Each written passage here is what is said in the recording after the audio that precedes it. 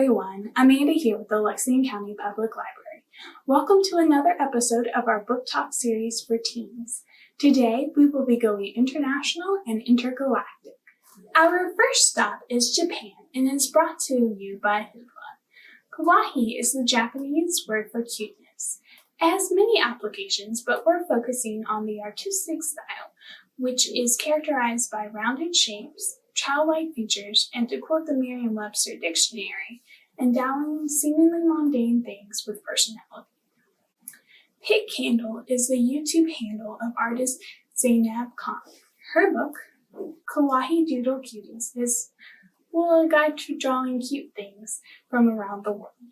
Categories include plants, animals, food, landmarks, and transportation, among others. Kawahi Origami by Chrissy Pushkin is perfect for origami beginners, but it also has more elaborate projects. It features step-by-step instructions and full-color illustrations. And you can find even more origami ideas at Chrissy's YouTube channel, Paper Kawaii. Okay, while these two Kawahi books are for everyone, the rest of the books I'm discussing today are geared towards older teens and above. Our next stop is La Terre, which orbits the three souls of the system divine.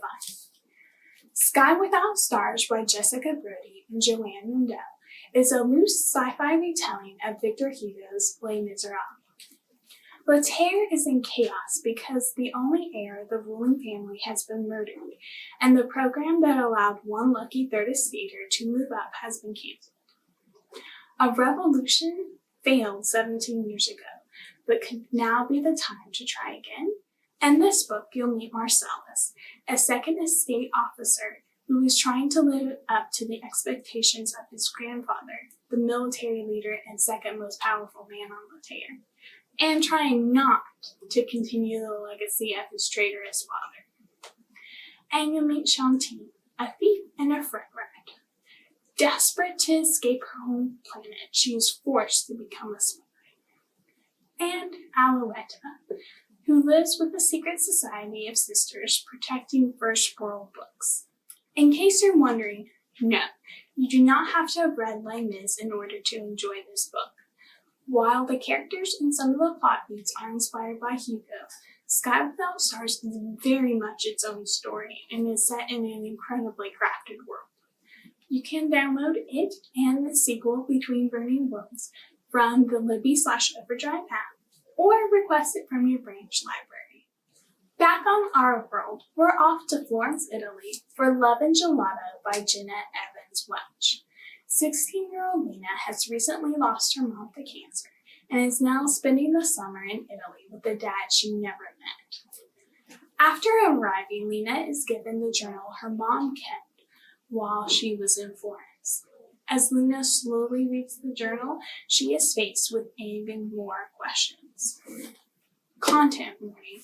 This book will make you want to travel to Italy, which is exactly why I chose it for this video. The Library of Congress categorizes this book as love and romance, but more than falling for the guy, this book is about falling in love with Florence, and Welch's descriptions bring out all the magic. So, if COVID-19 ruined your summer vacation plans, then you may enjoy vicariously exploring with Lena. Love and Gelato is available from Libby/Overdrive and your branch library. While in Italy, Lena watches the 1953 film Roman Holiday starring Audrey Hepburn. Audrey is descended from a long line of Dutch nobility, thus our next destination is the Netherlands. Dutch Girl by Robert Matzen chronicles World War II as experienced by Audrey, her family, and her community. Audrey was an 11-year-old aspiring ballerina when the Nazis invaded her country. Over the next 5 years, she endured starvation and bombings, assisted the Dutch resistance, and did other things I'm not going to tell you about because I want you to read the book. You can find Dutch Girl on Hoopla, Libby/Overdrive, and your branch library. Our last book takes us to Nigeria. I've saved Buried Beneath the Baobab Tree by Nigerian journalist Adaobi, Tricia, and Nwaubani for last because it's the hardest to talk about. Our unnamed heroine is the definition of a strong female. She is kidnapped by the terrorist organization Boko Haram.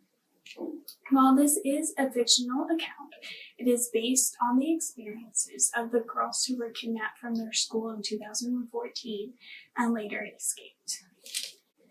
Given the heavy subject matter, it feels weird to say, this is a good book.